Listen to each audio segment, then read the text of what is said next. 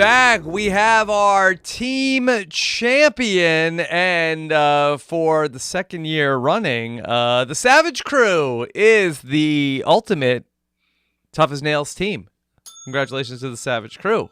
We have another person out in the individual competition and a finale looming here on Tough as Nails, as it was alumni weekend on Tough as Nails, and excited to get back with two veterans of Tough as Nails themselves. First, Jessica Leese. Jess, how are you? I'm doing great, Rob. I feel like an underreported story of this Tough as Nails podcast is the fact that you don't put the theme song in post. You let it play to get us into the groove. Yeah. And all three of us sit here and bang our heads while we listen to the theme song. And it really gets us into the moment. Thank you, Will from America. Yes. Yeah. So, yeah, that's, this is, a show that we have to get pumped up, we're riding in the damn van going to work. This is what we do. Of course, a man who's always pumped up is Mike Bloom. Mike, how are you? Good, coming to you live from the roof with my popcorn here. Though I resent a bit of what Jess said. I don't headbang. I'm more like a nail gun. I'm just very short and sharp and repetitive over and over and over again. Yes. You said it, I didn't.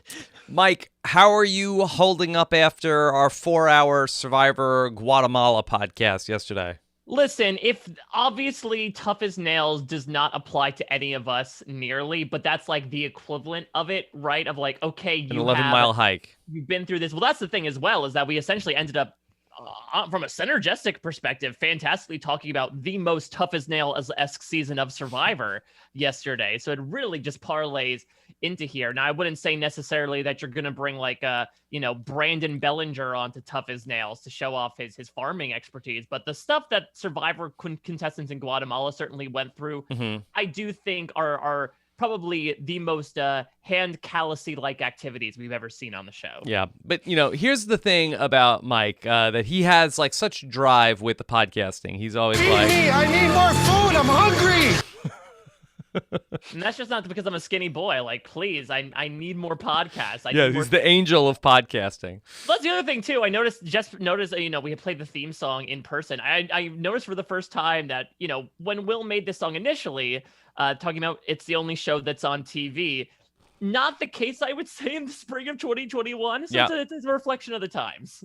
Yeah, so here we are. Okay, so we got a little bit of a different final battle here in Tough as Nails Season 2 versus Season 1. Jess, who could forget the iconic Season 1, Episode 9, Lumberjack Spectacular?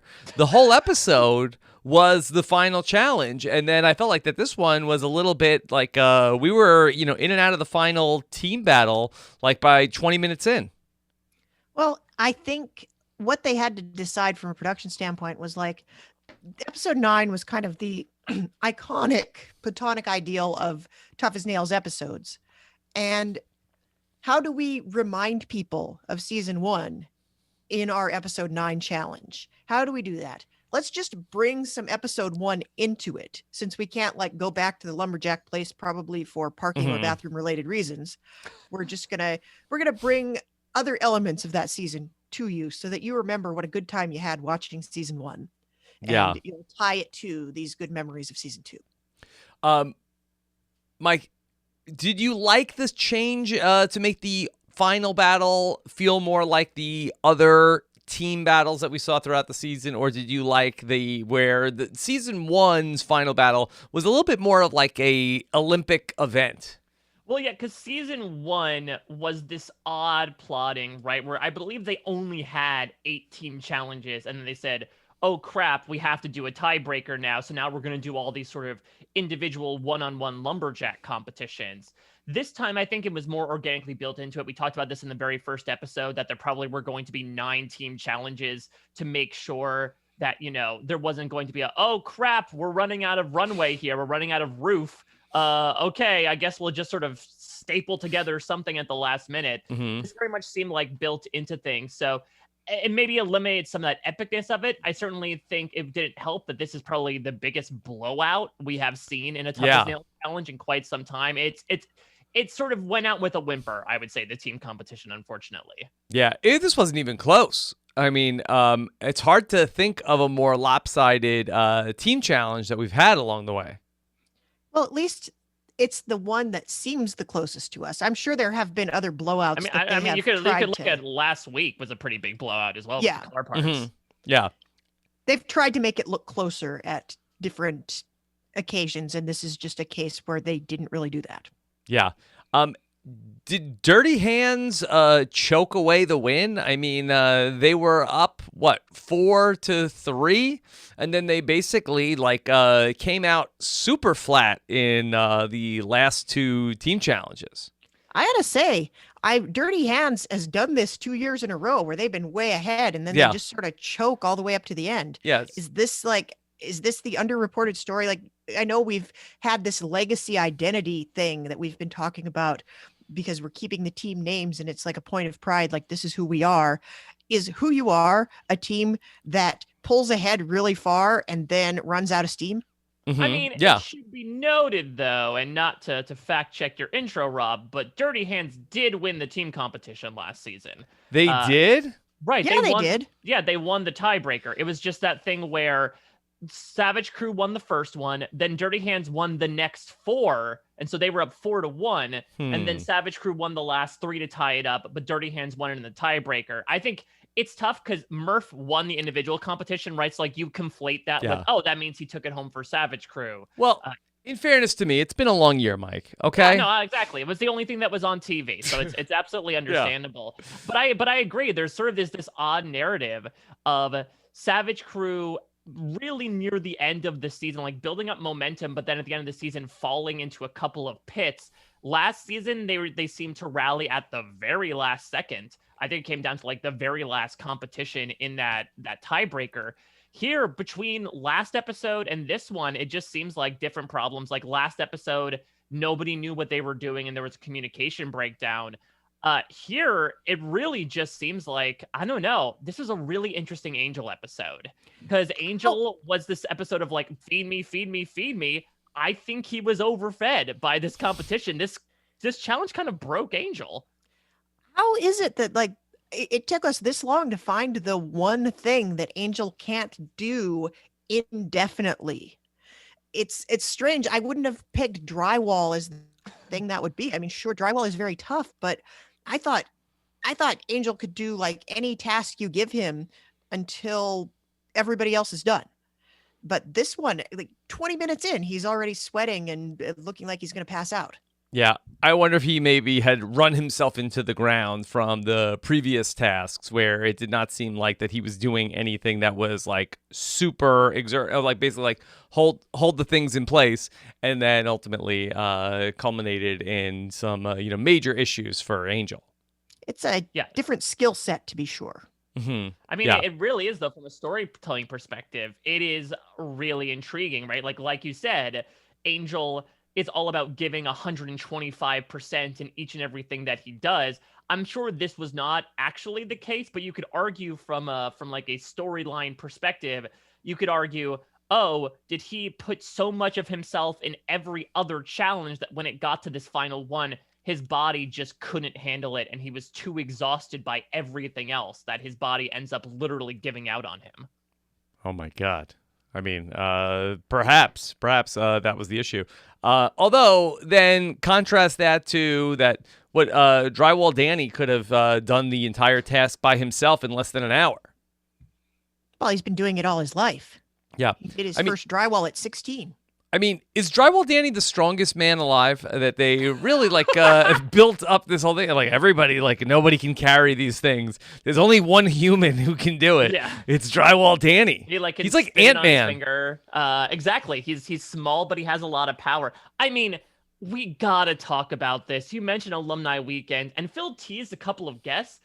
I don't know what I was expecting. I certainly was not expecting this. This was wild to me that in the penultimate episode, we said, here are sort of like 2 legacy challenges, and we're going to bring in 2 alumni of season 1 to sort of not coach them through, but, stop in, say hi from a safe distance, and talk their way through the challenge. Yeah. It's almost like the previous Miss America coming to pass the crown onto the current Miss America. Are we going to see that next week? Like, is Murph going to come back? Because I feel like this is structured in such a way that you can't really bring Murph back this episode. Yeah, he because might have Murph the belt.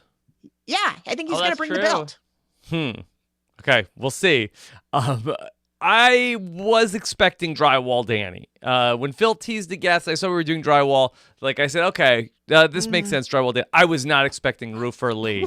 I mean, that was like a WrestleMania-style pop at my house. So like, good God, that's Roofer Lee's music! Is that the Wang Dang My Doodle? God! I mean, you had to expect it because Phil Wang Dang Doodle! Phil was just giddy about having guests on this week. You had to know it was Roofer Lee because who does Phil love more than Roofer Lee? I mean, maybe the three of us, but other than that, nobody. Yeah. Yeah, I would not be surprised if Phil flew Roofer Lee out on his own dime. He's like, screw the budget. I know we're tight right now. I'm flying this guy out right now. I would say if we weren't in the middle of a global pandemic, Phil would have driven out there himself and picked him up. He's got the truck for it. Yeah.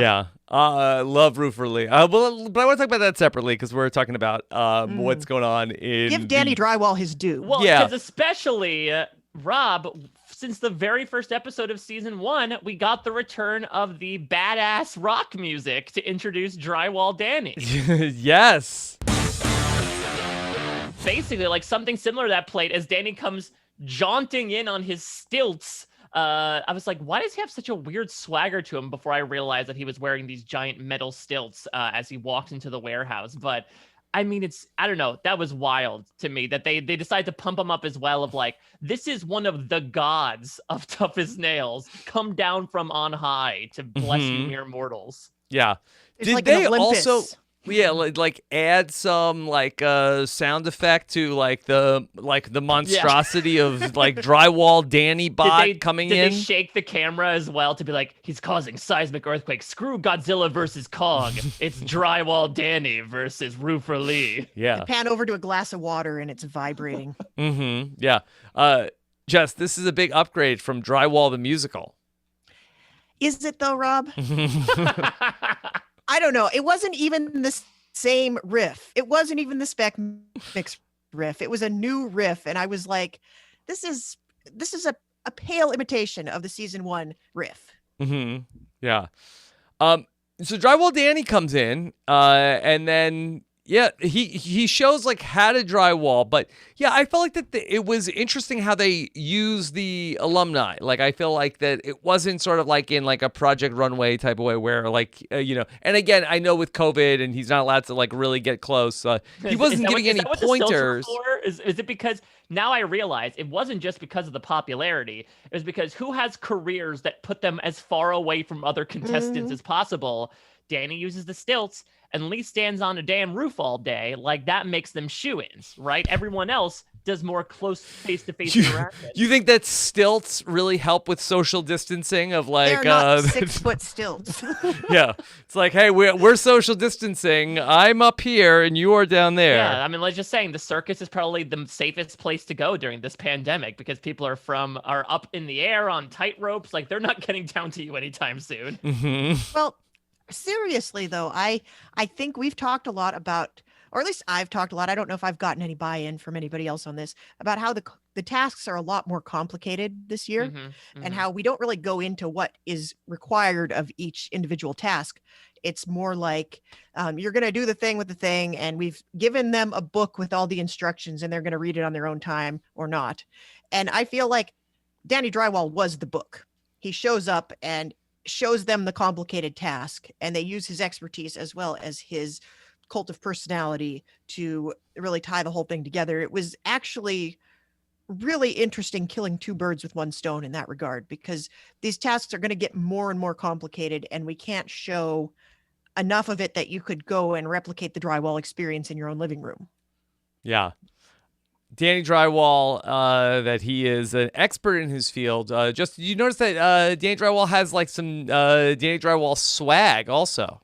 He does, and I got very Merch. excited about that. Yeah, I went to go see if you could buy it, and I think he's got to work on his SEO because I couldn't find it. So my question, I was hoping Phil would be here so I could ask him this, is that Danny Drywall's own invention? Or is he Danny Drywall or Drywall Danny? I think they were calling him Drywall Danny.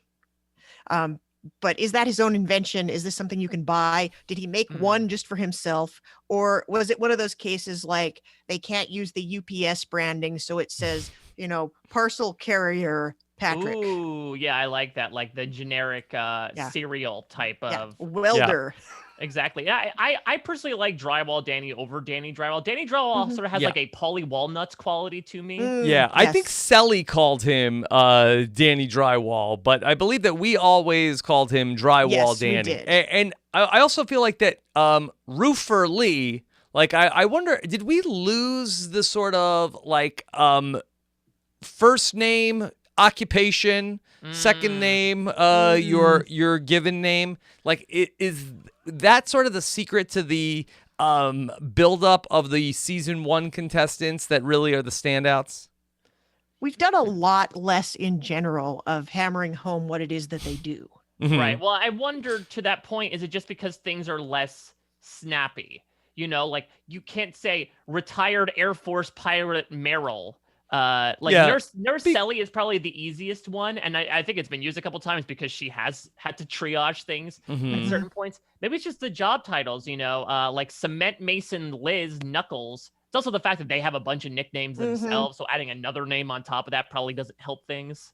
If you come in with your own nickname, how are we supposed to give you one? Yeah, I think that maybe they went too hard on nicknames in season 2 and not, I felt like that build in the profession into the name. Yeah, it was kind of a disappointment when Freight Train comes on and he drives a UPS truck and he's not like a conductor. Right, exactly. So maybe, I don't know, maybe we'll shoot for season 3. It'll sort of be like a hybrid, right? It will coalesce. Yeah, maybe some will come into your point, Jess, with nicknames about their own occupation to sort of, again, kill 2 birds with one stone. Or they could have an aptonym, Like, let's find a cement mason whose name is Mason. Ooh, that's interesting. Or maybe they want to legally change their name to Mason for like the 10 weeks that they filmed the show for. Well, that's easy to avoid the trolls after you go off the air. Yeah, it's a very much, again, going back to Guatemala, Rob, it's very much a Gary Hogaboom, Gary Hawkins situation of like, I don't know who that is. I'm not Cement Mason, that person who's on TV.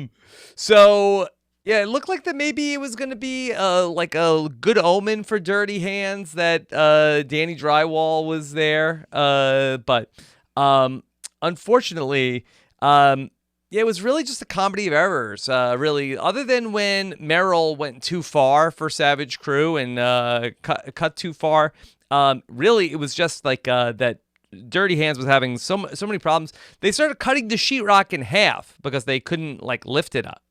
Yeah, I think that was certainly a problem. I think that luckily, having Scott as the crew boss in many ways certainly helped. Like Jess said, it was very much symmetry with the very first team challenge where Scott got them a win as well. But Scott was able to use his height to his advantage here, basically able to say like, okay, I can hold the sheetrock up, where even if like someone like Selly does not necessarily have that upper body strength, I can certainly do so.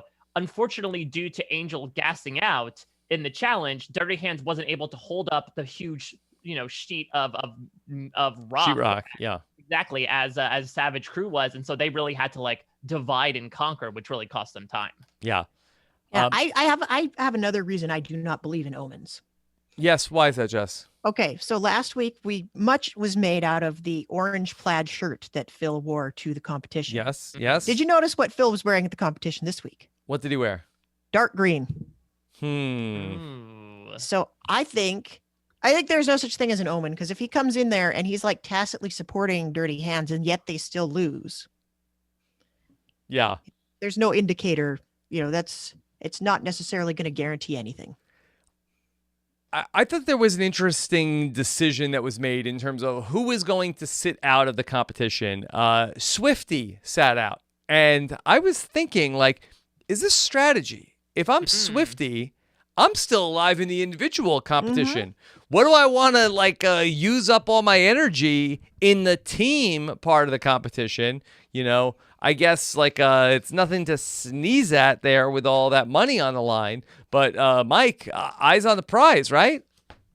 Yeah, it was a really interesting choice because, again, you might want to pick on paper someone like Selly, who is shorter, who might not have as much upper body strength as Swifty. But this, I really give it to Savage Crew here to know their strengths and weaknesses, and especially Scott for delegation. That Swifty basically said, like, I have no idea what I'm doing here. That happened in the landscaping challenge, and I got in everyone's way. Let me just take myself out of it. And maybe if there's an additional benefit that I get to rest up in anticipation for tomorrow's challenge, so be it. So I think Savage Crew made all the perfect decisions that happen to benefit Swifty as well, should he need his energy for the individual challenge. Mm-hmm. Yeah. It didn't really help Swifty so much in the individual competition. It wasn't like that he was like, running circles around everybody when we got to the individual competition. But I just thought that was an interesting decision. Jess, did Phil have a lunchbox filled with cash in season 1? I've never seen the lunchbox filled with cash. Yes.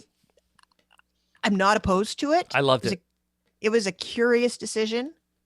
But I think he is very in tune with the iconography of his brand. Yes. And I think the lunchbox fits right in with that. Yeah. Yeah, it really is like the Depression era, right? The photo of all the guys sitting on the beam. Like, that's sort of the aesthetic that they're going for with the work whistle and the lunch pail. We're about literally 100 years removed from it, but what is old is new again here in 2021. Yeah, I mean, you got the beam with the construction workers and then Bernie Sanders in his mittens sitting on the end of it. I think they should have the lunch pail of cash every round. Should it be like Survivor Borneo with the treasure chest of money in the middle of Tribal Council, right? Where like next to the work whistle is a giant lunch pail filled with all the money. Yeah. Well, Or I think if you could tie it into, you know how Phil gave them beer one week and then he's like, oh, we're going to have this like team bonding thing where we're all just going to sit around and have a barbecue and we're going to hang out. Could we fit that in there? Like, here are all of your lunch boxes and they all have peanut butter sandwiches except this one that has cash. Yeah, everybody. For the losing team, peanut butter and jelly. For the winning team, oh no, your lunch is cold hard cash. All right, so then what? We wait 7 seasons before it's like, all right, your lunchbox has now been replaced with tough as nails slop. It's sawdust and metal girders. Sawdust. So congratulations to Savage Crew. Job well done. We also got like sort of like Mike, a little bit like a Fallen Comrades segment of like cue vitamin C. Like we got the montage of, hey, look, remember what Savage Crew and Dirty Hands, how they underwent this journey together. And you could tell, if you didn't realize that Dirty Hands was losing beforehand, the fact that we get this from Liz before the challenge even ends is like the nail gun in the coffin for Dirty Hands. I actually was like, oh, wait, here comes the comeback of Liz was like talking about how like, wait, and I learned so much from everyone on my team. Zeus, we have the power of Zeus. We have Arida, her attention to detail. Angel has the drive, and like, oh, wait, is this going to be like the start of like their comeback? And then they lost. I loved this segment for the segment. Narratively, it felt a little bit like they thought about what not just the audience, but like specifically the three of us would say about where that narrative is taking them.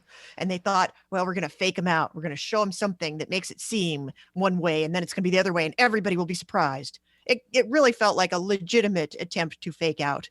But the segment by itself, like, Liz is such a great narrator, and she really distills things into digestible segments that really elucidate what's going on. And I loved that we really called out each person for their specific strength, and it helped me. You know, we've talked a lot about how hard it is to get to know these characters compared to last season. I think Liz is the only reason I know who any of them are at all. And it certainly helps, right, that we are essentially bidding adieu to a good portion of the cast. Like, they're going to be there next week, but everyone from Angel to Selly to Meryl to Liz to now Irida are not going to be competing. So like, they're going to still be there, but their stories are essentially done. So it's a way to say goodbye to them as well. Jess, let me ask you this question: that do you think? Am I reading too much into this? I feel like that the season 1 contestants, I feel like, were better known for their trade. But I feel like that the season 2 contestants, we have leaned more on these people's traits that we have, like, it's more about, not about what Angel does for his living. It's about that Angel is like, his personality is that, he's this hard worker who can, or Arida, it's not necessarily about what she does at work. It's more about her thing is attention to detail. I think that makes a lot of sense, actually. And I can understand why you'd make a choice to do that, especially since you don't want it to be cookie cutter. You don't want every season to be like a bunch of cardboard cutouts in their work uniforms, and this person does this and this person does this. And I can see we're opening up the idea that, what you do is not who you are. And this season, it's been it's less what you do and more who you are. And that maybe potentially gives us a potential for a richer story, but it also, it's TV. We all have the attention span of goldfish, especially since we haven't left our house in a year. I need something broader right now. Later on, I can get into the psyche of it all, but right now, give me something flashy and shiny. Okay. Well, we will do that because we're going to give you Roofer Lee. Roofer Lee is back, everybody. I was so excited to see and hear Roofer Lee back on TV. It's going to be a Wayne Day doula. Yes. Yeah. Sally calls him America's favorite grandpa. Do we think that's true? Does he make the Mount Rushmore? America's favorite grandpa. I mean, who else is up there? Ooh, it's a good question. Like, because I feel like a lot of grandpas on TV are like sassy old coots. So Lee is definitely one of the most positive grandpas we've seen on TV, right? Yeah. Like, he's definitely different to Grandpa Simpson. Who is America's grandpa? Or like, does John Mahoney's character on Frasier, is he part of that Mount Rushmore? He wasn't anybody's grandpa, though. He was just the dad. They didn't have kids. I thought Frasier had a son near the end. No, Niles had a son at the end. That's what it was. Frasier does have a son, right? Frederick. Okay. And they never show him. But All okay, right. John Mahoney counts. All right. So I did a Google search of who is America's grandpa. Doing the Lord's work, Rob. Okay. Okay. Number one was Morgan Freeman. Is Morgan Freeman America's grandpa?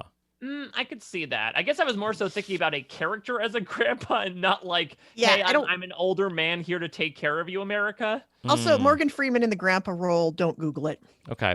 How about Patrick Stewart? Is he our pop? But he's not Patrick America's. Stewart. He might be the UK's favorite grandpa. Okay. He's America's zaddy, Okay. is Patrick Stewart. Ooh, yeah. Bill Murray. Is Bill Murray America's grandpa? So now you're just making me feel old because these are all dads. Bill Murray is America's favorite uncle because of all those stories about like Bill Murray doing all of these churlish pranks. Like, that's not grandpa to me. That's that uncle who gets invited over once in a while. And then after he leaves, he's like, let's not see Uncle Bill for a little while. He's kind of an a-hole. Yeah. Okay, so maybe it is Roofer Lee. Yeah, I'm not finding anything. I'm Googling this too, and there's nothing. I have the 5 best grandpas in literature from Barnes & Noble. Okay, so congratulations, Roofer Lee, America's grandpa. So here he is. Roofer Lee, I mean, he was in rare form. That he was cracking me up, but I have to say, there's moments that he's saying things. I'm not sure exactly what he's trying to tell us. After they see the task, this is what Roofer Lee had to say. Great to meet everybody. It's going to be a challenge here, man. It's going to be a tough set of cookies. Did he say it's going to be tough selling cookies? I think he said it's going to be tough as selling cookies, which I believe is the spiritual sequel to Tough as Nails between seasons. I was a Girl Scout, can confirm. Yeah, cookies are hard to sell. Why? Because so many people are trying to eat healthier. Is that why? No, it's because every single girl your age in the entire town is also trying to sell cookies. And as soon as one of them gets to your mom's work before you do, you can't sell any cookies. It's cutthroat, man. I feel like you should stagger the cookie sales over the course of the year, and when it's your turn, you would clean up because everybody would be out of cookies and they need more cookies. Now, here's the thing, though. Phil obviously loves Roofer Lee. Could Lee have just backdoor pitched a challenge for Tough as Nails Season 3 of selling cookies? It's a little apprenticey. It is a little apprenticey, but if it's a tough job, maybe you want to display, again, toughness personified is in this show. There's a lot of grit and determination that comes to selling cookies, arguably as tough as putting a roof on a house, according to one character. Yeah. I could see them making cookies before they're selling cookies. Yeah, I think making cookies is the better idea. This kind of gives me the vibes of like those Amazing Race challenges where you have to go collect a certain amount of money from locals by applying some kind of trade that they would never pay a random stranger for. Mm-hmm. Yeah, but you also point out, I don't know if you guys noticed this, but back when Phil introduced Drywall Danny, he said, you can't think about drywalling without perhaps the most famous drywaller of them all, which had such Rudolph the Red-Nosed Reindeer vibes. I guess this was filmed around like Christmas time, right? Late to 2020. Yeah. I mean, name a more iconic drywaller than Drywall Danny. I'll wait. I was just waiting. If we did a Tough as Nails wand-off, you better bet someone had a Rudolph parody for Drywall Danny. Well, there would be 4 of them, and Rob would mash them up together, but then he'd decide that he did not want to waste the energy on mashing them up, so he'd just like shout them out in the honorable mentions. You nailed it. I nail-gunned it. By the way, my favorite Girl Scout cookie of them all has to be the There's gonna be a Wang Dang Doodle. Wang Dang Doodle. And you just know. Tastes like a roofing tile, though. Yeah, you just know Phil is like off camera and he's like, oh my God, Rupert Lee, say it again, say it again. Yeah. Say Wang Dang Doodle. He said it. Oh my God. Rob, should the RHAP catchphrase tournament next March, should Wang Dang Doodle be included in it? Sure. I don't know how Roofer Lee doesn't have Wang Dang Doodle merch.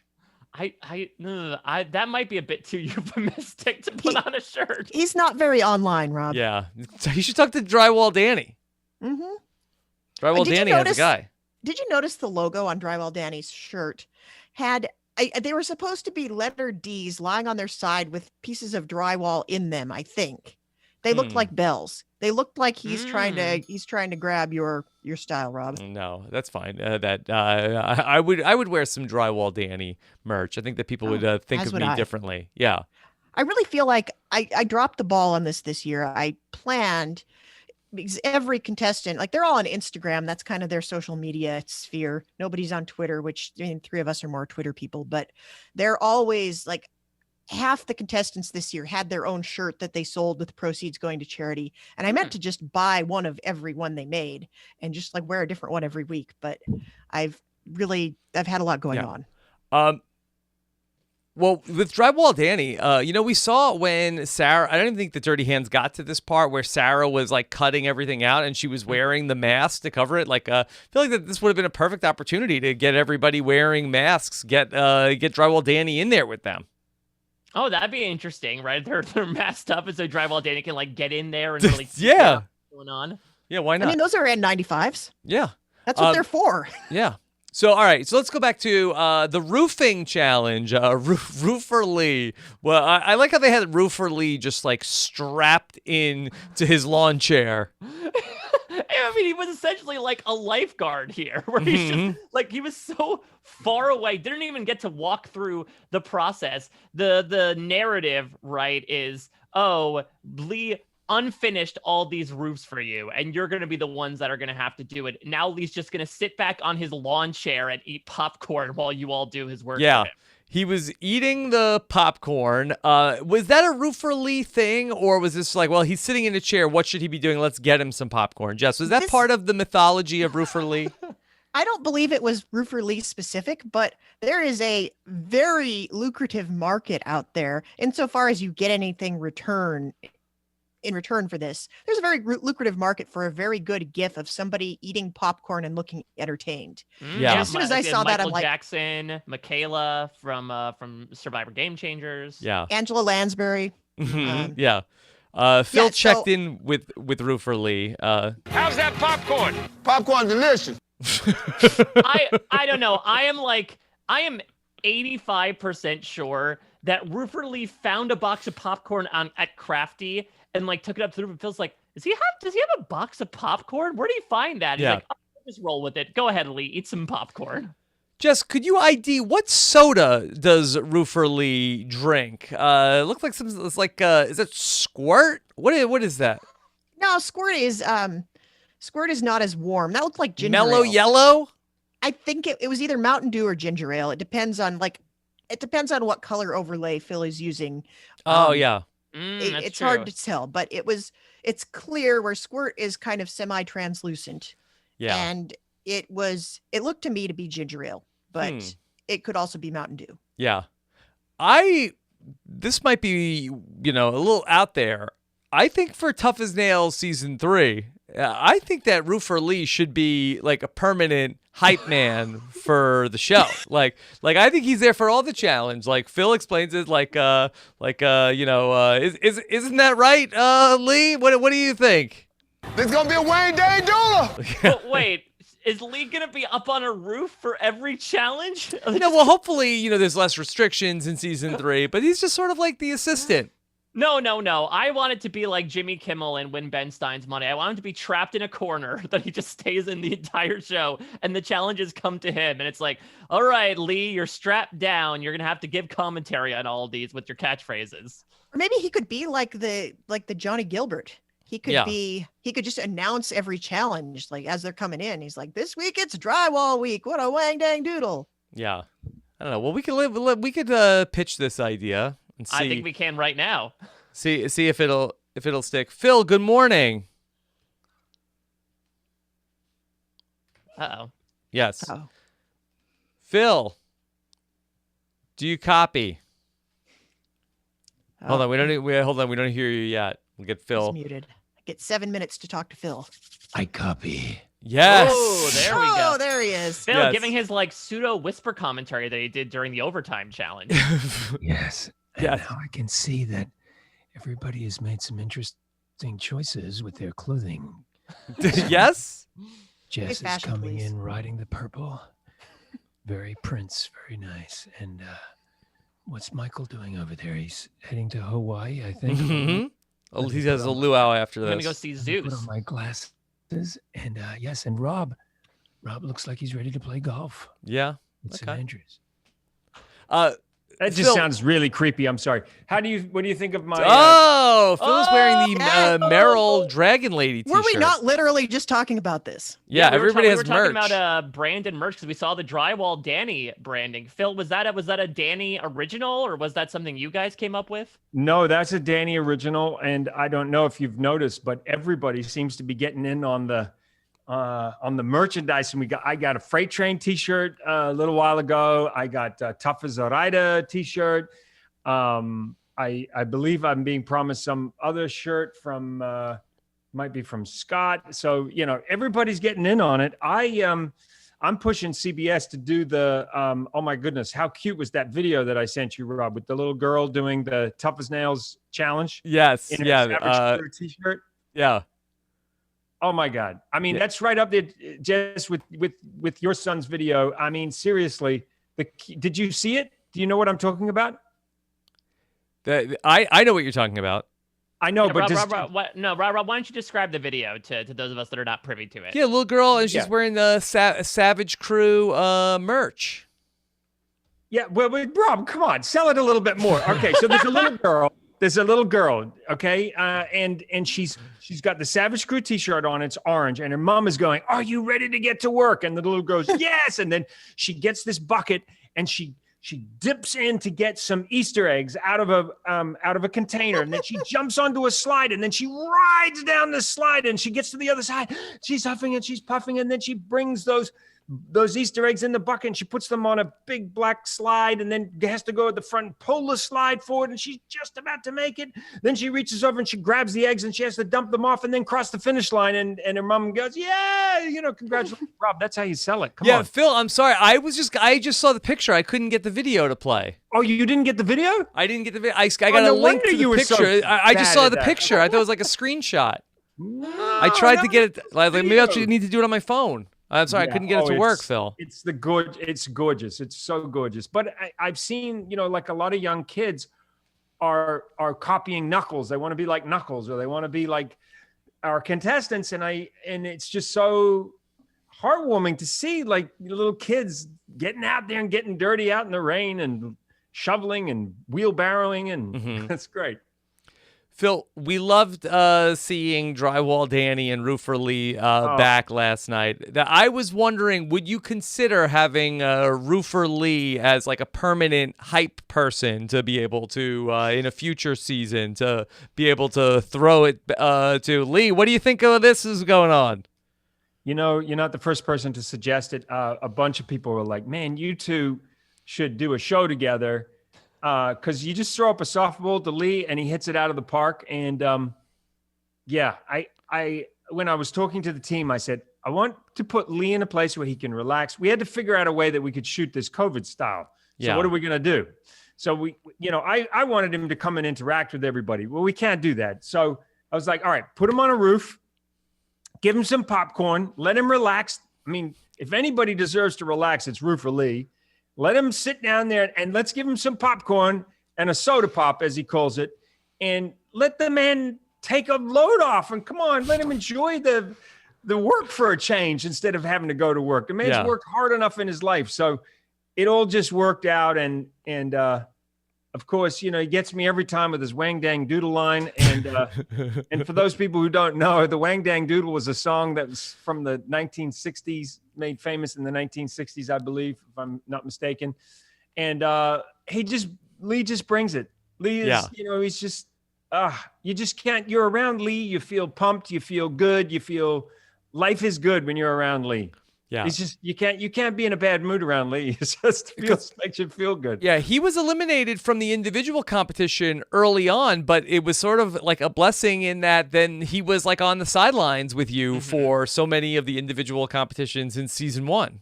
Yeah. And listen, how heartbreaking if in another format, somebody like Roofer Lee was eliminated super early, right?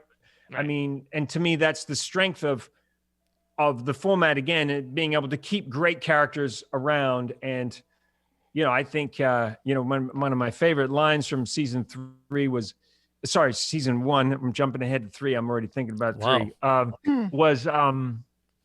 was when he said, if Michelle and a bear are in a fight, you help the bear out. You don't help Michelle.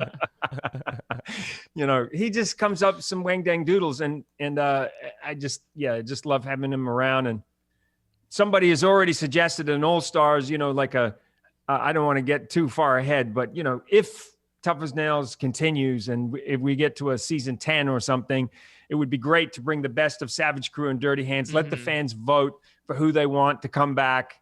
And it's like an all-star, an all-star showdown between the best of the best from Savage Crew and Dirty Hands, which is, again, part of the long-term plan of creating this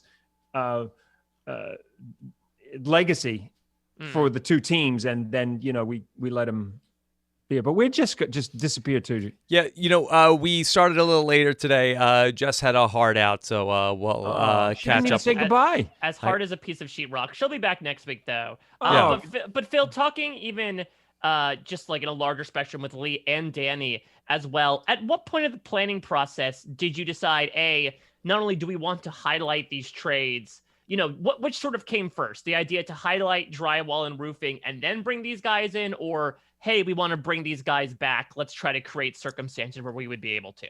I wanted to do a lot more bringing alumni back, and it's something that we're talking about for season 3. I love the idea that we continue the alliance, the association with past contestants for one reason or another, that they get a chance to now open up their world for us. So I would have wanted to do a lot more.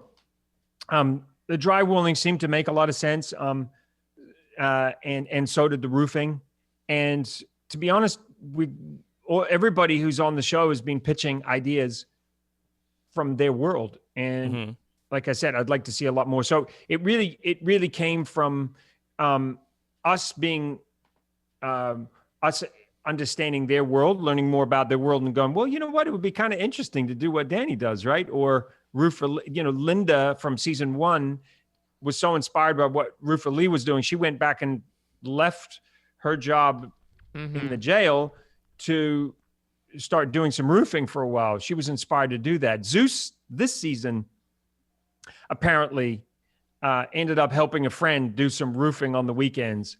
Oh, interesting. Yeah. So it all comes back to roofing, apparently. Apparently, you start at the top, and Yeah. you don't even have to build your way up there. Yeah. Just work from the bottom. That's how you go. So what did I miss? Am I is the Tough as Nails team? Are they going to be happy with all of your breakdown? Was it a good breakdown? Do you feel good with work about your work? I mean, I think that it was a really interesting episode. Of course, we loved the return of the alumni. Admittedly, and I think even you can admit to this, that you probably, from a storyteller perspective, would have wanted that final team challenge to be closer.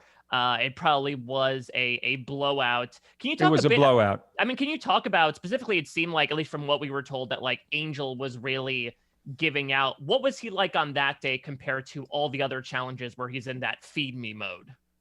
I think Angel literally ran out of steam. I think he'd just been going so hard for so long, and so much of being a good drywall is about good technique. That's why Danny, at his size and weight, power to weight ratio is amazing, but huge skill factor there, where a guy can work by himself and put up 100-pound sheet above his head, no problem at all. And there we have the entire Dirty Hands team, 4 of them trying to put up one sheet, and they're struggling.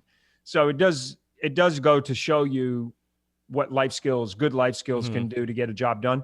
I think Angel he just had nothing left. I think he just completely turned himself inside out. I don't think there would be an argument from anybody about who burned up more calories on season 2 in the team competition than Angel. I don't think anybody was close. Well, Knuckles probably up there too, but I do think he was on another level. I mean, his work rate was right. If you remember way back in episode 2 with the loading of the traps, I mean, the guy just kept going and going and going.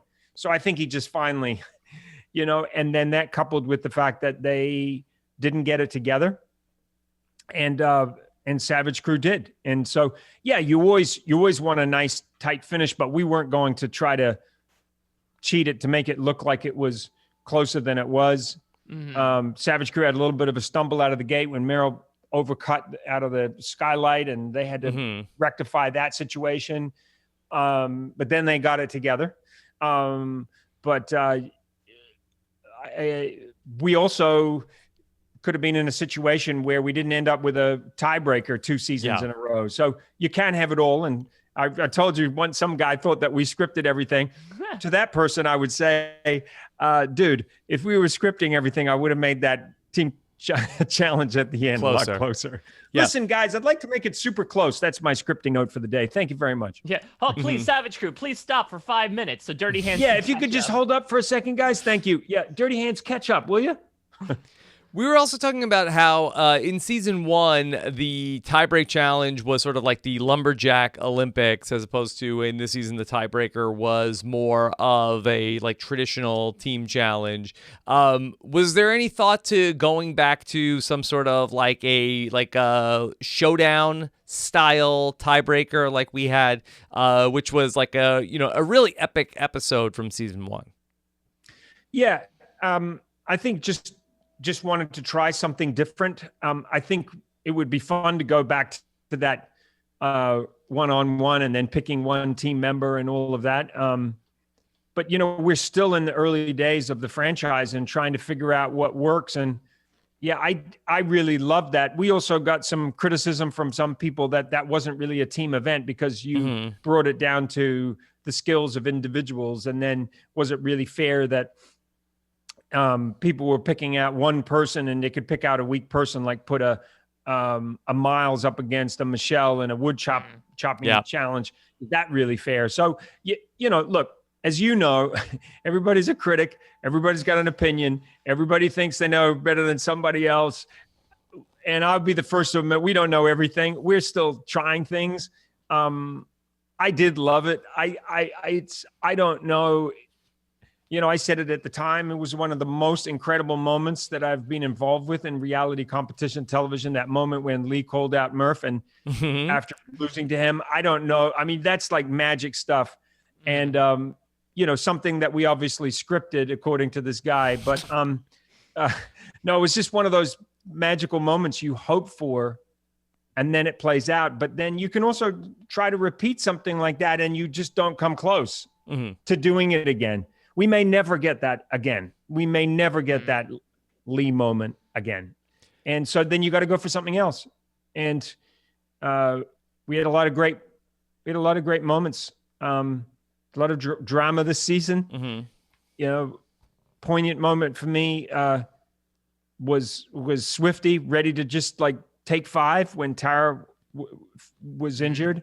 Sure. That to me was, oh my God. I mean, it just got me because I just thought that's really epitomizes what the show is all about. I think it's what makes our show different. I love reading all the comments, and I think what people are gravitating towards is that this is a competition show with a difference, and it's fiercely competitive, but it's also like, did you see Swifty walk over to Angel and help him up off the ground? That was those really little great. moments. Those are not things that we say, hey, Swifty, it'd be a nice moment if you went and helped it. No, Swifty walked over there as a competitor, having just won, and he reached down and he picked up Angel. It's like that to me is more of what we want to accentuate on the show. And I think the reason that people like the show, because it's just different. It's just a different way of competing. It's not people yelling and screaming at each other in a negative way. There's there's true rivalry, but there's this compassion and there's a heart to the show. And that's about, we've set this thing up called Tough as Nails, but at the end of the day, you got to get the right people in there. Who are those people? Who are Knuckles, who can open up about her own insecurities, or Scott, who was bullied, or Swifty speaking from the heart, talking about where he grew up. That's, you hear that and you just think, this is real. Like, that's something that makes you think about where some people are living, the things that they're going through in life, the challenges that they face. And that it isn't, life is tough, but when you're surrounded by supportive people, it maybe can be a little bit easier. So, So can you I went on a rant then, didn't I? I can't even remember what you asked me. It was a wang dang doodle, Phil. We were on the train with you. We were on the Yeah. freight train together. It's the overtime challenge. It really did seem like it really was highlighting the trades. Right, when you're talking about Plumber Appreciation Day. Yeah. Here we are. Was this Well, sort of last year, remember, Mike, it was Chainsaw Appreciation Day. Yeah, right, exactly. So just listen, every day is a different day when it comes to National Blank Day. But when you come up with the pipe challenge, was this like a challenge you had just sort of like on the back burner that you wanted to fit in somewhere, and it just so happened to be here where it's not like themed for the week? That came from, that particular one came from our challenge department. They pitched that. That wasn't one of my ideas. I always wanted to do something with plumbing because I really do think plumbers are underappreciated. Like so many people in the trades, like these people that come to your house and get rid of a clogged toilet, or, in a flood situation, come in and literally save your home at times, And so, yeah, I mean, to be good at those jobs, it's sort of like a magic trick, right? When people are really good at what they do, it is almost like magic. And yeah, so much about the show is appreciating things that maybe we take for granted. Oh, he's or she's a plumber. And like, again, it's this thing like, yeah, these people are super valuable to our society. Turn the tap on, there's a reason it goes on and it works because of plumbers and other people that make all these systems work. And so this is a little bit like a game of operation, or doing opening up a body and seeing how it all works inside, stuff that we don't necessarily get to see. So we were trying to pull back the curtain a little bit on, wow, it is complicated, right? Like all of that stuff has to feed together from the sink that goes to the thing, and the 3-inch pipe and the 1.5-inch pipe. And, it's all got to work. And so that's really what it was about. And then the idea of like trying to connect all these pieces and get them all to work. And Yeah. And it was a very dramatic moment where Arida ends up putting the wrong piece in, and it was really well done how you did it. Where it was like, you're telling us we have the diagram, we can see Right. where she's made it, and her superpower all season has been attention to detail. Arida, Yeah. she doesn't make mistakes. And it's like, okay, well, so this is Arida. She's going to figure this out. And she's been on this run where this is her third straight overtime, and you're sort of hoping that she can pull it out and get back into the individual competition. But she just never caught it. And even like at the time that she did get to it, it was just like, I don't understand. This is like, how could this not be? I have it right. Like, it was like she was never able to fix the mistake. Yeah. How did you find, because, some of these challenges are hard to, you realize the audience is watching something once and there's no room for interpretation. You need to kind of make it very clear out of the gate. Like we have this in the finale, we've been working really hard on the graphics for one of the challenges in the finale, which I think you guys are going to love. I'm really proud of what the team's put together, but the graphics are so important. And we tried to step those up this season, just to make sure that we really carry the audience along with being able to track what is going on, what is happening. Did you find you were able to understand what it was they were doing and where they got hung up, and understanding where the mistake was with the rider? Was it easy to follow? Yeah, it was all color coding, right? I think the red and yellow was super easy. I mean, maybe green and yellow, green and red might have been like what we think of most when we think of correct and incorrect. But even just the yellow and red really made sense to me as what was put into place. What wasn't. It was almost like having in the corner was also almost like when you get interrupted by a weather advisory when you're watching TV, right? Of like, hey, you're watching this other thing, but pay attention in the corner and pay attention to the color on the Doppler radar, because that'll tell you what's going on. Yeah. It was a nice indicator of, hey, here's a reminder, Arida got this wrong, and this is what Swifty got wrong. So good. Or what Swifty got wrong. But I also thought that because you were not within earshot, and you were able to also be sort of like, the golf commentator. Gym Nance. I was doing my Gym Nance. Yeah, to keep it, on the Paramount Mountain family. Yeah. Yeah.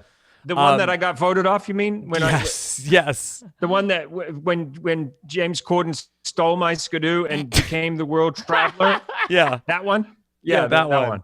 That one. Yeah. But yes, one day when you guys interview James Corden, you can say, Phil said you stole his Skidoo. And then when you speak to Jeff, you can say, Jeff, why'd you vote Phil off the Paramountain? Mm-hmm. Why is everybody pushing us off the mountain, guys? Well, I don't know. Huh? If people scared. know how Jeff Probst did on a Paramounted podcast that Rob and I did, they'll know that he might have had a good reason to do so, considering how he ends up doing. I mean, it certainly is a question that I think we'll carry with us, much like a Skidoo through the wilderness of Paramountain.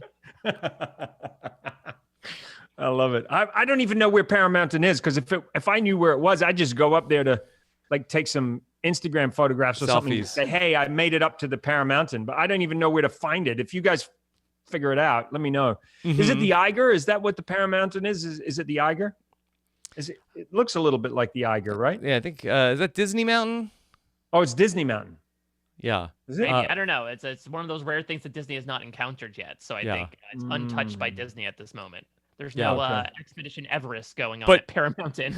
Yeah, but I thought that your golf commentary also really helped with letting us know at home that because I feel like that you really don't have that very much on a reality show where the host is telling us there's a problem with the puzzle. And the people cannot hear it. It's usually that we're getting Arida's getting frustrated. She must have a problem. Whereas it's rare that we've do you see what she did there? Did you see? She doesn't realize it yet. She has a major problem. Have you guys ever seen snooker, the way they do snooker in England? Do you know what snooker is? Do you know what snooker is? I believe, it's like a billiard sport, is it Billiards, yeah. So Eddie Charlton was the world champion in the 70s or something like that. And my grandparents used to love to watch Eddie Charlton play billiards. I think it was like the World Championships, and Eddie Charlton, he was cool as a cucumber, and he would, and anyway, the commentators would, and Eddie Charlton now lining up with the red to go to the top right hand pocket, he'd be setting himself back to come for the bottom right hand. And if he gets that blue in there, and then, it was all of this very intimate stuff where there was this voice of God happening, while the game was going on. And you literally would lean into the TV, to see. And then, he shanked it and it's gone off to the side. It does not look good. And then he'd stamp his cue down on the ground. Eddie Charlton, we don't often see him losing himself in the middle of a game, but he really is frustrated with that shot and that's left an opening. And so it was kind of that. Yeah. Except these were pipes. And of course, billiards, pipes, same kind of thing. Same general shape. Where the ball comes out, yeah. Well, something that I noticed was, hopefully it's not, as solid as a ball. Hopefully it's a bit more loose. Something I noticed was Angel, and maybe Angel was coming off of like a very physically taxing day the previous day, but he is like a bulldog. He is pacing up and down when he finds out what Irida, the mistake that she made. In general, did you have, were the contestants, did they have trouble keeping quiet some of their reactions? Because I can imagine, even in a challenge separate of this, in other overtime challenges, when they can't offer any sort of instruction, it's got to be tough on them to not just speak up, especially when it's people that they really love out there. Yeah, we have to remind them before. Just a reminder, everybody, there's a lot on the line, and you cannot yell out directions. You can yell out encouragement all you want, but you can't say, Ryder, that's the wrong pipe. You've got to switch out that connection. Yeah. None of that. Angel looked like he was going to blow it. Yes, he was beside himself. I think it was interesting. You pointed out that Angel finally got to the breaking point in episode 9 in the team competition, and Ryder finally messed up with details. It's like both of them had that. So I think he was probably feeling that frustration because, like you said, Rob, she's known for her attention to detail. And here she is making this blatant mistake. And that's the sort of thing you would expect that she would maybe lay out the pipes, realize that there's 3 sizes of the pipes, look at the different size connections and go, okay, everything comes down to that 3-inch pipe. I've got a 1.5-inch pipe coming down and a 2-inch pipe coming down. And I got to, make sure that those 2 connections go here and here. And no, it didn't happen. So yeah. Irida. Poor Irida. What a run though for Irida. Seriously, 3 OTs in a row. And I mean, she said maybe third time will be the charm. I guess it was just unfortunately in the other direction. But yeah, what a fight for her. She was really scrapping her way through the bottom the past 3 weeks. Yeah. Well, amazing. Yeah. Amazing achievement and great to see Sarah just shine, just, 2 wins in a row. And nobody is coming on stronger than Sarah down in the home stretch now. Yeah. And remember last week was all about her managing her type 1 diabetes, which again, only accentuates just how resilient she is. I just saw a posting from her the other day. It was like 3:00 in the morning and her blood sugar had dropped and she'd woken herself up with the alarm to treat her type 1. I mean, as Lee would say, she's one tough cookie, and he might have a job for her after the way she did those routes. I kind of love that. Right? Oh, come and see you, get a job. Yeah, how long? So I know Lee made that offer, right? He dangled that cookie in front of their faces, like, "Hey, if you can get this done in 15 minutes or less, dangled it. I'll offer you a job." How long did it take them to do it overall, the individual challenge? I don't know what the clock was on that. I mean, not 15 minutes, that's for sure. Right. And I can imagine that the drywalling also took more than an hour, as opposed to Danny doing it on his own in less than an hour. Well, Dirty Hands never finished the roof. I mean, they look how quickly Danny put up those 2 massive sheets, one on a ceiling and one on the wall, and look how quickly he cut out the window and did the cutouts for the lights. It just, again, when you see people do that, it looks like almost like a magic trick. People do it so easily, but then you realize that it's not easy what they do. People do every day. Yeah. really incredible how they were able to get that all going. It seemed like that Swifty really struggled with his plan to bring the stuff up there, and I think that Lee was really good in like telling us at home like why that's a bad idea, because on paper it makes sense. Like, oh yeah, bring everything up there, and you don't have to go up and down the ladder a million times. But Lee knew instantly, like, oh, that's a bad idea. Yeah, and I mean, one of my favorite moments on the show was when I went, well, it looks like Swifty's still doing inventory. He's brought everything up onto the roof, I said, I said, remember what Lee said? You work from the bottom to the top, and then there's that cutaway of Lee, and he goes, right, like he's looking over there, going, what is this guy doing? He's like, he literally brought enough up onto the roof to do all the roofs, not just that one. He had everything up there. And then Lee going, yeah, sometimes you shoot yourself in the foot if you end up bringing everything up. Don't say that around Swifty. He has a tough thing with feet. Right. Yeah. And he that's the last thing he needs is a nail in the foot from a nail gun. Yeah. So guys, I think you'll be excited when you see the finale next week. Yeah, it looks like we're getting another. I know that we have one more like girder challenge, and it looks like you're at least doing a similar final challenge gauntlet style than you did last season, which Rob called one of the like toughest challenges he's ever seen on reality TV. So I'm excited for its sequel. Yeah, and it's a showdown and a half, and we're down to our final four. It's like as Swifty says, it's like March Madness, and at the end of the day, there'll only be one winner, one tough as nails belt winner. Woo. And it's exciting. I mean, there's nothing more satisfying than getting to the end of a season and knowing that you got something really good in the can. And we're casting season 3 right now, and I'm hoping that there'll be an announcement about that at some point. Okay. And if anybody listening knows anybody who is tough as nails, then they should go to cbs.com/casting and apply now. But if you know of somebody, or if maybe it's one of your listeners, somebody you would like to encourage to do it, then please apply, because we're always looking for interesting people. We've got a great lineup so far, and we're working on the challenges.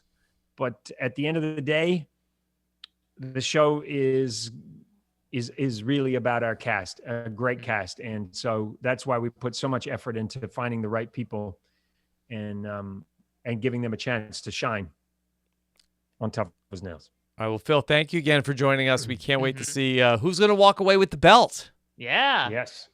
Who is it going to be? Do you send this out do you send the video version of this out as well? Yes. Or yes, we do. Oh, well, let me grab the. All right, Phil's getting up from his post to show us the Tough as Nails title belt, usually just in the background. Now, do you have one, and does Murph have one? Or did you get this from Murph? Yes, so we have one that stays in the office, and stays in the office here. And then what I'm going to do is have season 1 and season 2 winners engraved on these plaques on the side here. And I've left plenty of room for hopefully many seasons. That's another reason why they got to renew it. You got to fill up those plaques. I got to fill up these plaques, and then what we do is we make a special one for each of the winners that they get. So at this moment, there are 3 of these in the world. The winner of season 2, obviously Murph has one, and then there's this one that is in the office. And that's the idea, is that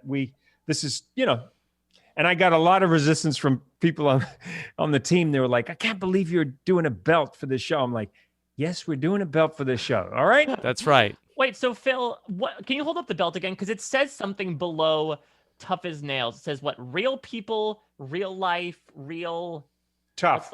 Real tough. Okay, so that's like the outwit, outplay, outlast of Tough as Nails. I don't think I knew that up to this point. So that was my my wife and producing partner's contribution to well, to the write-up when we were doing the Tough as Nails write-up, and she came up with that line, and it sort of stuck because it does really encapsulate what the types of people and kind of what the show is all about. Yeah. Okay. All right. We'll see. Real people, who's real life, real tough. gonna wear that belt 1 week from today. We'll know. And you see all of these here, all of that design right there. Yes. Those are this intricate detail that I'm pointing out on the belt these are all nails. Like it's actually a shot of looking down into a bucket of nails, and that's what all of those are. Should that be a challenge next season, Phil? Is making the Tough as Nails belt? That could be an overtime thing, because then that's sort of like, all right, we don't need to do the work. We can have a contestant do it for us. That's actually a good idea. Maybe actually would save us. Our budget is very tight. Budgets these days in reality TV. So we basically get them to do work that's costing us money in the budget. That's a great idea. Phil, that lady is gonna send you another comment about that. That's true. And this time, that very particular person who it will be me. It will be me. And then somebody said, look at Phil getting people to build a shed for him so he can take it home. What? Yeah. How are you taking that home with you? Yeah. That person was actually joking, unlike the other person who thought that we got the wall painted for the particular man who was very particular. Yeah. Right. The room that they made the sheetrock, they built your office, right? Is that this room that you're in now? Wanted an internal office, and so we had them. Yeah, need some drywalling done. Yeah, and then you wanted a second-story toilet, sink, and bathtub linked up, all separate from each other. So you had to have that too. It's really just getting all your busy work done. Absolutely, and I like the pipes exposed, because that way, if any repairs have to take place, I can easily just get to the pipes. I don't have to. And it's really no problem climbing up there to go to the toilet or have a shower or wash your hands. I mean, just strap yourself in and like Roofer Lee and hold yourself up. Yeah. Yeah, and then you got to find your inner Murph every time you go to the toilet. You got to find your inner Murph to get off the platform. Yeah, Rob, how would a Murph react to having to go to the bathroom at a toilet that's too high up? I think he'd be so nervous he wouldn't be able to go. God forbid. God forbid. All right, listen, Phil, guys. Thank you. I must let you go. I was only going to call in to have coffee, and I ended up talking way too long. Yes, I know this is getting expensive with you guys picking up the check every week, but yeah, thank you. I appreciate it. Worth every penny. All right. We have a lunch pail full of cash, so don't worry about it, Phil. Okay. All right. Thank you so much, Phil. Talk to you next week. Bye. All right. Bye. All right. Mike, there you go. All right. We are right there. You have a winner pick? Yeah, so let's talk about this. We have a Final Four right now. As Phil said, I don't know who the Gonzaga is. That's my only March Madness reference that I know. We have Sarah, we have Scott, we have Zeus, and we have Swifty. I guess I can go from like the ground up here, much like those second level toilets. The one person I think definitely will not win is Zeus. I think. Why? I feel like Zeus has the Linda edit of like, maybe it's just his personality, but I feel like the other three have gotten so much personal content that Zeus really hasn't had. Like we found out that like his dad taught him this stuff. He likes video games. He has a kid. But I feel like the other three got much more in-depth content about who they are, where they come from, and how it informs them as people, that I don't know if I can see Zeus as a Tough as Nail winner compared to the other three. Yeah, I think you're probably right. I don't think it's going to be Swifty. I feel like just looking at, and look, Swifty is certainly tough. He survived 2 overtimes, the first one and the last one. I think... And the horrible story about his childhood also. Yeah, I mean, that's an incredibly inspiring story. We heard about his small town life from the very beginning, but I don't think we realized what that town was built up from, quite literally. It's a horror story. Yeah, so I think that, like, I love seeing him here, and I think he's the oldest contestant left. Yeah, he is by a few years, but I think if you look at that final competition, which, as we said, is just, like, so intense, where you just can't stop, what we know about Swifty, right, is that he takes off like a jet that Meryl's flying in the very beginning. but then he tends to slow down as the hours go on. And I feel like that could be a similar trajectory for Swifty here, where I don't know if he's a contender to win that final challenge. Yeah, it's a metaphor for his game. Yeah, I think it's between Sarah and Scott. I agree. And it really is sort of like two different battles here, where Scott is someone who was really coming on strong from the beginning, though he sort of is, again, the drywall Danny in that I don't think he's ever gone below second place really in any challenge. He never even had those Murph moments where like he was a contender but had moments of struggle. If any of that maybe came in the team challenges with communication, but team challenge is over. Scott's on his own. And when Scott's on his own, Scott does incredibly well. And that last challenge, as you mentioned, was so grueling, so punishing in like that drywall Danny, who I've referred to on this podcast as the strongest man alive. Ant-Man himself, Drywall Danny, was put to the brink. Like Drywall Danny couldn't move by miles.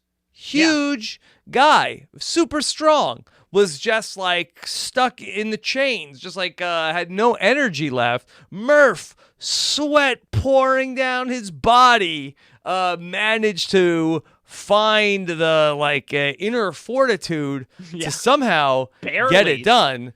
I just think if the final challenge is that physical, I just think that Scott's a 1.5 feet taller than Sarah, right?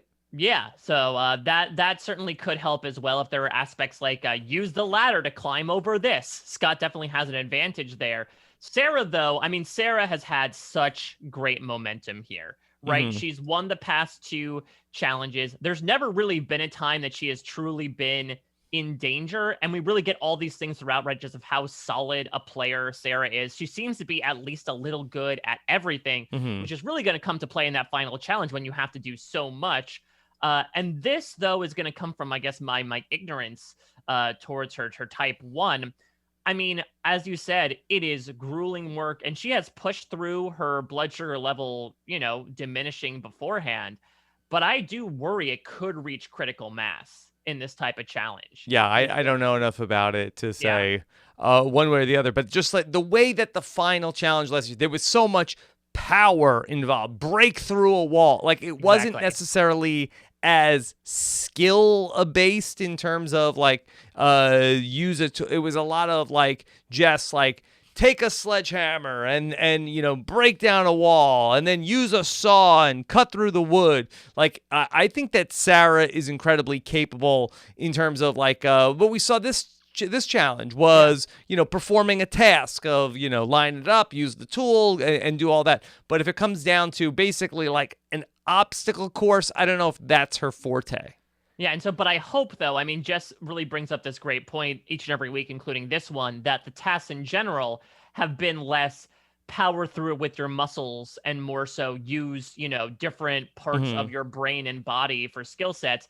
Hopefully the final challenge incorporates that as well. Because like you said, last time was very power-based. There was operating some tools like, hey, unwrap these chains or, use some wire cutters. But for the most part, it really was like, barrel through things, climb over things, etc. The chains were heavy too. Yeah, and so I do hope that this time, at least for like an equalizer's sake, that they do include some maybe more like dexterous things that you could do, some more stopping points that incorporate some of those more detail-oriented skill sets that might favor someone like a Sarah over, Zeus, Scott, and Swifty, who I do think have more power behind them. Okay. All right, Mike, anything else from Tough as Nails week 9? I would say that the overtime challenge is one that I would actually love to do. I love puzzles personally, and so I feel like the nerd in me is like, oh yeah, you give me all these pieces and I get to like screw them together to figure out how they link up. That's very fun. It reminded me of like when I think it was Michelle and Luis did the that's very similar. I wonder if it was a similar location. Yeah, it looked like it was in some sort of like warehouse, right? And I'm assuming that was the same place where they did the drywalling too. So maybe they just rented out the warehouse and put a couple of sheds on the outside, and that was their location for episode 9. Yeah. Who do you think would win in doing the plumbing challenge overtime? You or Puya? Ooh, that's a good question. Well, Puya does have poo in his name, so maybe that just means he's a shoo-in.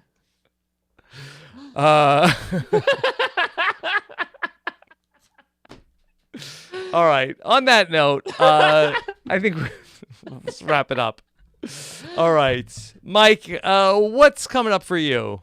Well, first I'll plug what Jess has going on in absentia, because I do believe The Walking Dead, I think, wrapped up its season 10, or at least like took a break in season 10. So Jess and Chappelle have it all covered. I know a lot of people say they don't watch the show, but they love listening to Jess and Chappelle cover it over on Post-Show Recaps. And I also believe they're going to be getting very soon into Fear the Walking Dead. I want to say, I think it's like the second part of season 6.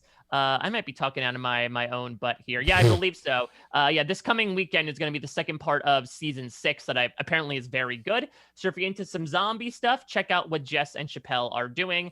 From my end on Post-Show Recaps, of course, Lost Down the Hatch, The Bloom Files, Falcon and the Winter Soldier. A lot of stuff to talk about with Falcon and the Winter Soldier in particular as we're getting into the back half of the season. You mentioned it at the top. Rob, you, me, and Taryn Armstrong spent nearly 4 hours yesterday talking about Survivor Guatemala, a season that is tough as nails, one that I love dearly, much like we love Roofer Lee. And we got to really talk about, all of its fun, odd quirks to it, which was a really great time. And then outside of that, I'm finishing up coverage of Survivor South Africa Season 5 with some contestant deep dives, as well as preparing for preseason coverage of that. And then from a writing perspective, I announced this yesterday on our podcast, but not only am I doing exit press for Top Chef this season, but I'm going to be doing exit press for season 2 of The Circle. Ooh. By the time we're going to talk next, I believe the first 4 episodes of season 2 are going to be out on Netflix, and I should have some accompanying exit press to go with it of the contestants that have been blocked from The Circle. So I am very excited. As one show leaves here in Tough as Nails, many more replace it. It is the circle of reality TV. Exactly. So I'm excited. I'm excited to welcome that in. I'm sad to bid adieu to Tough as Nails and our correspondences with Phil, but it's been a lot of fun, and I'm sure we're going to have a lot to talk about next week. Yeah. All right. Well, of course, check out the podcast. Me, Mike, and Taryn. That was so much fun yesterday. A great panel to do that with. We'll be continuing to talk about Survivor Guatemala on our patron feedback show this weekend for our patrons. You can hear that on Sunday, or if you want to hear even more Survivor Guatemala talk, check out robhasawebsite.com/patron. We also did our 200th episode of the Patron 5 for 5 for the patrons, which if you are a patron, you can watch the video of that as well. Of course, so much else going on. Everything with Big Brother. It's going to be a busy night with the double eviction on Big Brother Canada. Taryn is going to have coverage of all of that, and I will be covering on the RHAP Rewind. Mike's podcast co-host Shannon Gus and Haley Strong will join Chappelle and I to watch, I believe, season 3, episode 6 of America's Next Top Model. Ooh, okay. I have a fun story about that, because I do believe, I think this is the right season. When I was a teenager, I was in the hospital for a week because I had E. coli. And the only thing I remember watching that was on was a marathon of America's Next Top Model season 3. So it's the only season I've seen. And it is very so send us your feedback questions, Mike. Yeah, it's very close to my heart and my gut, but I'm so excited to hear from Shannon in particular. I know that Shannon, obviously is known for her involvement with Survivor, but once upon a time, she had her own dalliance with reality TV. Yeah, with the Top Model franchise. So I'm sure she has a lot of stuff to say. All right. Thank you so much for watching, everybody. Take care. Have a good one. Bye.